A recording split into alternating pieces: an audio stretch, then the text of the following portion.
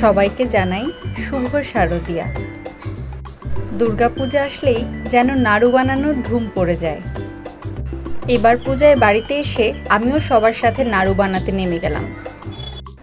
শুরুতেই আমার ছোট ভাই এভাবে নারকেলগুলোকে দা দিয়ে মাঝখান থেকে কেটে অর্ধেক করে দিচ্ছিল। আমাদের এবারের কেনা নারকেলগুলো কিন্তু বেশ ফ্রেশ।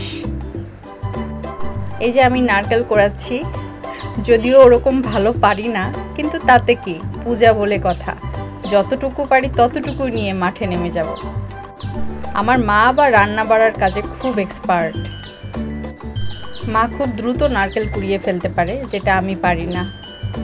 যত ধরনের মিষ্টি আছে, নারকেলের নাড়ু আমার অন্যতম প্রিয় একটি মিষ্টি। নারকেল কোড়াতে কোড়াতে সকাল গড়িয়ে দুপুর। ফুলকপির তরকারি, শাক ভাজি, মিষ্টি কুমড়া, বেগুন ভাজি আর নারকেল, এটাই ছিল আজকের মেনু। ফুলকপির তরকারিটা অনেক মজা ছিল।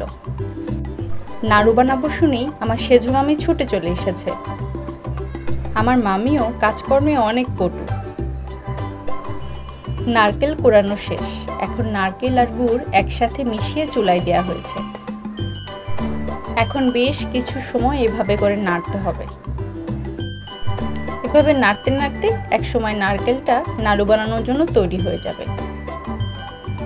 আসলে সবাই মিলে নাড়ু বানানো একটা অন্য রকমের মজা। এই যে নাড়ু তৈরি হয়ে যাচ্ছে, সবাই হাতে হাতে ধরলে খুব তাড়াতাড়ি নাড়ুগুলো তৈরি হয়ে যায়। আজ এখানেই বিদায়। সবাই অনেক ভালো থাকবেন, সুস্থ থাকবেন। টাটা।